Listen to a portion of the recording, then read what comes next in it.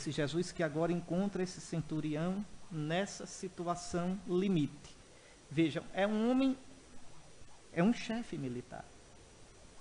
É um homem que tem prestígio, não é um judeu, é um romano do exército opressor.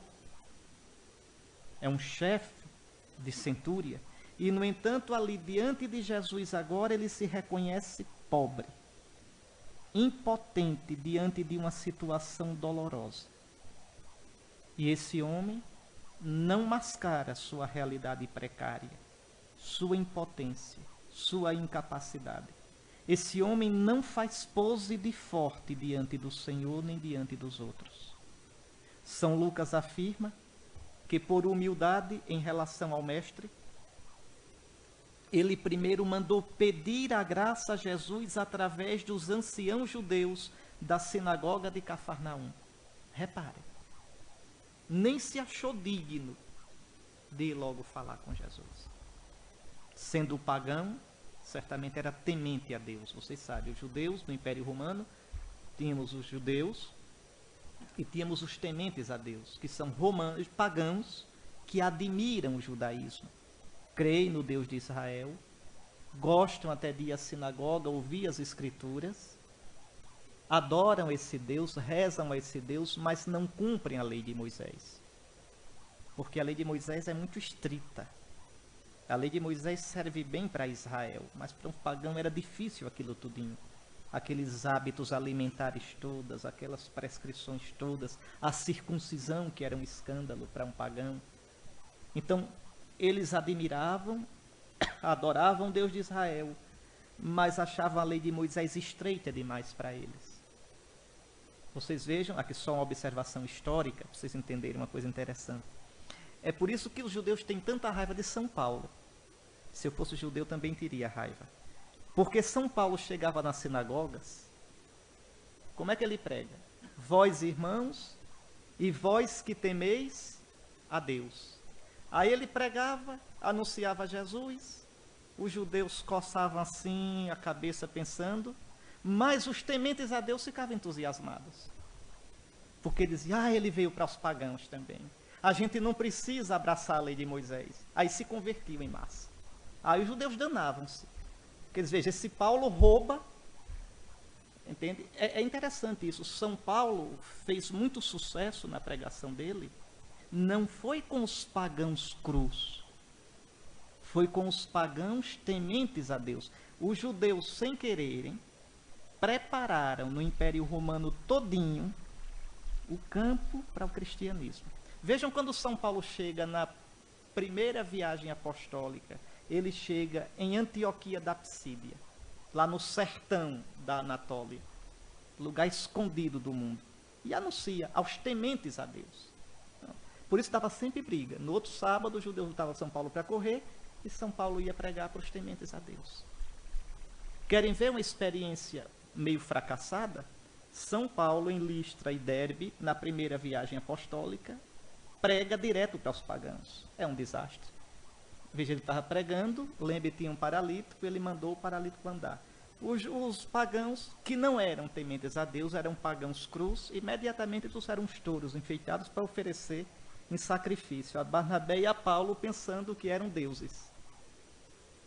Então eram os pagãos tementes a Deus, como este centurião, que tinham já uma sensibilidade para compreender mais ou menos o anúncio do evangelho feito por São Paulo.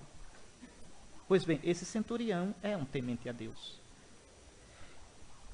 Ele, como dizia, esta atitude interior de pobreza, de abertura, de reconhecimento da miserabilidade da própria vida, é esse deixar de lado a autossuficiência, a arrogância, a pose, as máscaras, é esta atitude que se torna condição indispensável para encontrar Jesus de verdade.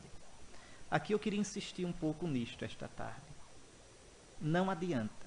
Quem não tiver uma atitude humilde, quem não tiver uma atitude de criança diante de Cristo, não conseguirá acolhê-lo. Não conseguirá. E eu vou tentar mostrar uns 2 ou 3 pontos o porquê disso. Primeiramente, vou logo dizendo, Jesus é um Messias que nos desconcerta. Eu dizia quando falava sobre João Batista, e todos vocês têm experiência disso. Jesus não é o Messias, eu vou repetir o que eu disse naquela meditação lá. Jesus não é o Messias que responde às minhas questões. Vocês vão morrer velhinhos, com questões que colocaram para Jesus e que Jesus nunca lhes respondeu. Não. Ele não está aqui assim, olha, ao alcance da mão. Ele não é nosso compadre. Ele é o nosso Deus. Jesus não responde às minhas perguntas. Jesus me ensina a fazer as perguntas certas. Jesus muda o meu modo de perguntar. Vejam bem. Jesus não satisfaz as minhas expectativas. Jesus muda, corrige as minhas expectativas. Nenhum de vocês terminará a vida de padre com as motivações com as quais começaram. Nosso Senhor vai mudando as motivações, vai aprofundando-as, vai lhes mostrando coisas que antes vocês não viam. Nas motivações de vocês, que são bonitas, é como noviço de congregação, é como seminarista. Tanto sonho bonito, a gente ri, mas é bom sonhar. Sonhem, sonhem. Não queime a etapa, não. Agora é a etapa de sonhar. Lembra de Santo Inácio no começo da vida? E se eu fosse para a Terra Santa a pé? E se eu fizesse como São Francisco? Sonhem. E no sonho, vocês são sempre os heróis. Pode olhar. Não é? E aos pouquinhos, Nosso Senhor vai refazendo esses sonhos. Aos pouquinhos, vocês vão vendo que herói mesmo é Nosso Senhor que confiou na gente. Que herói mesmo é Nosso Senhor que, sem a gente merecer, nos chamou. Que herói mesmo é Nosso Senhor que, apesar de nossa frieza, de nossos momentos de descrença, de nossa pouca generosidade, continua nos chamando, nos sustentando e confiando na gente. É assim. Aí no fim de tudo vocês vão dizer: Senhor, eu não sou digno. Senhor, muito obrigado. Nosso Senhor vai mudando. Nosso Senhor vai nos convertendo a vida toda. Então vejam, para a gente aceitar um Cristo assim, só se tiver um coração humilde, de criança. Senão no meio do caminho a gente diz: eu vou embora. Eu vou cuidar da minha vida. Eu vou dar um tempo. Eu vou dar um tempo para mim. Que coisa triste. Que coisa triste. Depois que dei tudo a Nosso Senhor, querer dar um tempo para mim. Porque no fundo, fiquei escandalizado com Ele. Ele não serviu aos meus propósitos. Ele não era... Olha aqui, lembre de João Batista na prisão, da pergunta que fez a Jesus. Pois bem, ele não era como eu esperava. Ele não fez na minha vida como eu esperava dele. Em outras palavras, Nosso Senhor não se converteu a mim. Esperou que eu me convertesse a Ele. E como eu não fui capaz de me converter a Ele, como eu não tive um coração de criança, como eu não me deixei guiar por Ele, eu baixo a cabeça e vou embora. Eu não sirvo para o reino de Deus. Só quem tem um coração de criança, só quem confia de verdade no Deus de Jesus, como um menino traquino, confia no seu Pai. Só assim. Então não é brincadeira quando Jesus previne: se não tiverdes um coração de criança. Podem olhar. Nosso Senhor quer conquistar Nosso Senhor, é ter uma atitude de pobre, de humilde, de necessitado diante dele. Veja o leproso. Veja esse centurião agora. E outros que nós ainda vamos ver. Mas vamos lá. O que move esse homem a uma ação tão inusual e inesperada? O que faz um centurião romano, mesmo temente a Deus? São Lucas diz que ele era temente a Deus. 7:4. Pedir uma atitude suplicante a um judeu. Recordemos que o centurião é senhor, é autoridade, é agente dos patrões da Terra Santa. Diante dos judeus, sua atitude seria de superioridade, de mando, de domínio. Então, o que move esse homem a suplicar assim, a rebaixar-se, a pedir ajuda aos servos, aos escravizados? É a compaixão por um simples servo a quem prezava. Sua situação, a do servo, era gravíssima. São Lucas diz, estava doente à morte. A compaixão do centurião revela bem o tipo de homem que vem ao encontro de Jesus. A dureza da vida que levava como soldado, a sua posição de comando não o tinham desumanizado. Não tinham, de certo modo, lhe subido a cabeça. Esse homem ainda conserva um sentido de generosidade, de afeto, de compaixão, um senso de humanidade. Aqui está o gancho, onde nosso Senhor encontra uma brechinha e ele entra. Esse homem tão duro ainda tem algo de generoso, de afetuoso, ainda é capaz de amar tanto um servo que vai atrás de Jesus, de um judeu, para tentar curá-lo. E é por essa brecha que Jesus entra. No seu coração também deve haver umas brechas. Deixe, pelo amor de Deus, essa brecha aberta, para nosso Senhor entrar e salvar você. Deixe essa brecha aberta. Não feche até essa.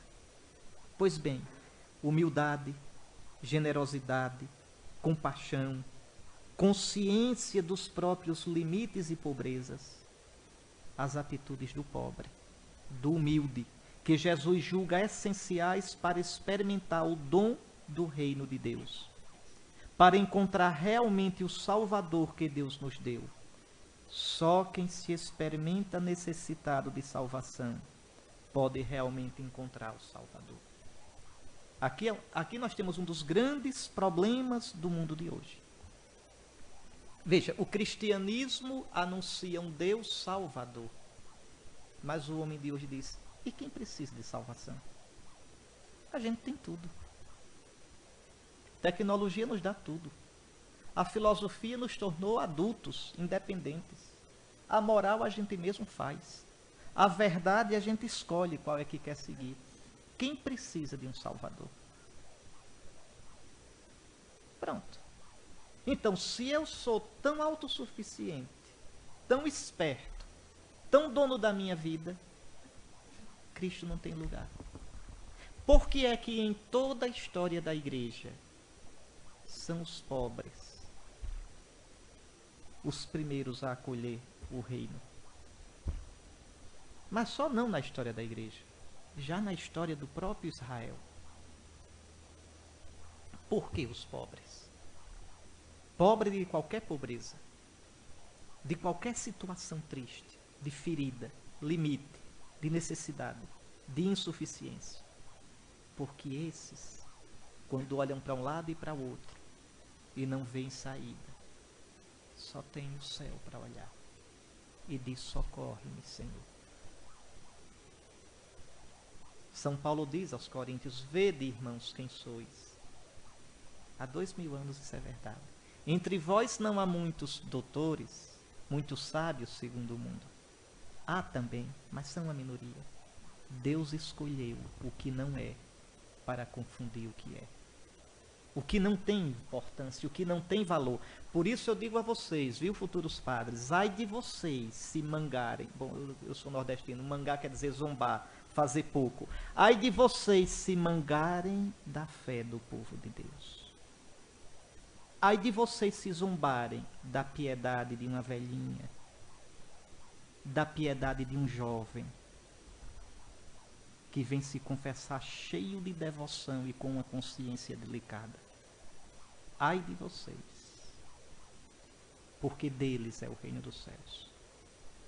Vocês serão padres a serviço da fé desse povo. É este povo o povo de Deus. É este povo a igreja de Deus. Ai de vocês, no dia que vocês mangarem da fé do povo, vocês se tornaram como os saduceus, como os fariseus, os doutores, que nem entram no reino, nem querem deixar os outros entrarem. Ai de vocês. Ai de vocês.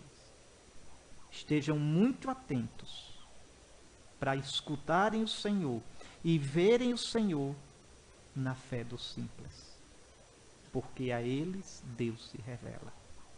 E dos soberbos, seja com que título universitário estejam, Deus mantém a distância, mas a distância é bem grande. Porque o Senhor se dobra sobre o pobre, mas de longe, bem de longe, reconhece o orgulhoso. E quantas vezes isso pode acontecer? Um padre que faz pouco da fé do povo. E quantas vezes no seminário, que seminarista, né? Quantas vezes? Cuidado. Cuidado para não esquecer que nós todos viemos desse povo de Deus. Foi a fé simples dos pais da gente que nos fez crer em nosso Senhor. Maioria aqui. A maioria aqui. Eu me lembro uma vez pregando retiro num convento, numa comunidade no Nordeste, uma professa simples disse: Padre Henrique, eu vivo numa crise danada na vida religiosa. Eu disse: por quê, irmã? Ela disse: olha, eu vim de uma família do interior da diocese de Garanhuns. Meus pais são analfabetos. Repare só essa história. Todo domingo ele levava a gente para a missa na cidade. Os filhos todinhos, papai e mamãe. Na primeira sexta-feira de cada mês a gente ia se confessar, a família toda. E quando a gente se confessava, no dia seguinte o almoço era especial, porque todo mundo tinha sido reconciliado com Deus. Papai e a mamãe contavam para a gente, não tinha televisão, à noite contava as histórias da Bíblia. Diz Padre Henrique, as histórias eram todas atravessadas. Todas, que eles não sabiam ler, só o que eles escutaram. Então, Abraão atravessava o Mar Vermelho, entende? Moisés era o pai de Isaac, contavam, né? E as crianças, olha, imagine, menino escutando história, quando diz era uma vez, né? Pois bem, faziam penitência às sextas-feiras. Tinham uma vida assim. E a menina disse, eu entrei no convento para servir por amor a esse Deus que papai e mamãe nos ensinaram a amar. E no convento eu vejo tudo tão fácil. Tão fácil. Não se faz penitência. A gente não reza como eu rezava em casa. E eu hoje fico olhando para mim e tenho vergonha dos meus pais. Vejam. Olha a fé dos pais de vocês, ou dos avós de vocês, ou de pessoas da paróquia de vocês, que sustentaram a fé de vocês, sem dizer nada, só com o exemplo, só com a fidelidade. Nós não teríamos essa fé se não fosse o povo de Deus. E agora nosso Senhor nos tira do meio do povo, nos consagra para nos enviar, não como donos da fé do povo de Deus, mas como servos, para servir e defender a fé do povo de Deus. Defender dos lobos do mundo e da prepotência dos grandes na igreja, que se julgam sábios a seus próprios olhos e com doutrinas estranhas agridem a fé do povo de Deus. Nós somos pastores para defender a fé dos simples, dos pequenos, dos humildes. Como diz o canto, junto a mim as ovelhas terão paz, poderão descansar. Agora pode saber, viu, que vai custar a vida de vocês. Podem saber. Se vocês quiserem entender o ministério sacerdotal, meditem muito no capítulo 4 da segunda carta de São Paulo aos Coríntios. Lá tem uma frase tremenda, tremenda. A morte trabalha em nós, a vida trabalha em vós. Para que o rebanho viva, o pastor deve morrer. Se o pastor não morrer a cada dia, morrer para a sua vontade, morrer para si próprio, para suas expectativas, para a sua comodidade, se o pastor não morrer, o rebanho não vive. Mas lembre do que diz o nosso Jesus, o nosso modelo, o bom pastor. Por isso o Pai me ama. Por isso, porque eu dou a minha vida pelas minhas ovelhas. Eu a dou. Ninguém tira na marra de mim mesmo. Eu a dou livremente. Este é o preceito que eu recebi do meu Pai. É por isso, meus irmãos, que não se pode ser padre sem essa intimidade com Jesus. Essa intimidade. Esse querer estar com Ele, querer imitá-lo, querer sofrer o que Ele sofreu, querer viver o que Ele viveu. Só assim eu posso ser padre. E só assim o rebanho vai reconhecer em mim um pastor. Senão, é um salteador. Aquele que não entra pela porta é ladrão. E Jesus diz, eu sou a porta. Eu sou a porta das ovelhas. Bom, voltemos. Aqui algumas perguntas. Somente quem tem um coração de criança desarmada, uma atitude de pobreza e humildade, pode acolher realmente Jesus e o reino que ele traz. Sou humilde ou prepotente? Reconheço-me pobre, débil, necessitado, ou sou tomado pela ilusão tremenda da autossuficiência? Que às vezes a gente diz, Senhor, eu preciso de Ti, mas é só da boca para fora. A gente se acha tão potente, tão capaz. Enquanto a vida não der uma rasteira daquela que derruba, que quebra a gente todinho, a gente não se convence disso. Às vezes Deus dá, deixa mesmo que a vida derrube e triture a gente. É para nos salvar, viu? É para salvar a gente da gente mesmo. Recorde bem, um seguro indicador da minha atitude para com Deus é o meu modo de tratar os outros, sobretudo os irmãos mais próximos. Quem se julga grande diante de Deus e autossuficiente, nunca tratará os demais com misericórdia e doçura. É sempre na peia, no reio, no metro da minha justiça e da minha medida. Quem trata os outros assim, pode ser rezadorzinho que dá gosto, mas a oração não vale nada. Rezou, mas nunca se abriu para o Senhor. Nunca, aquela oração nunca foi uma oração de escuta de verdade do coração do Senhor. Aquele que de verdade experimenta o Senhor tem entranhas de misericórdia, porque sabe que não é digno e mesmo assim é amado, acolhido, perdoado, querido por Deus. É essa misericórdia, é dela que nós seremos ministros, que vocês serão ministros.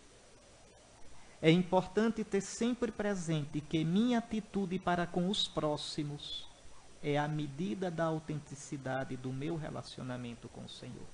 E isso já no seminário. Meu modo de tratar meus colegas de turma, meus colegas de diocese, de me relacionar com os outros. Meu modo de me relacionar. Pode ser na quadra, jogando, rezando, organizando algum trabalho acadêmico. Tudo isso diz muito da maturidade, da veracidade, da seriedade da minha experiência de Deus ou não. Então, é sempre importante olhar isso. Vocês sabem disso. Quanto mais crescem na comunhão com Deus, mais se tornam benevolentes. quando a gente tem mesmo uma vida com Nosso Senhor, a gente vê o irmão errado, o irmão que caiu, a gente não muda, não engana não. Ele caiu, ele errou. Mas a gente nunca se alegra com isso. A gente tem compaixão. A gente reza pela pessoa. A gente sente com a pessoa. É o sinal de que a nossa relação com Deus é verdadeira. É o sinal de que a nossa relação com Deus vai nos dando os sentimentos de Cristo Jesus, as atitudes de Cristo Jesus.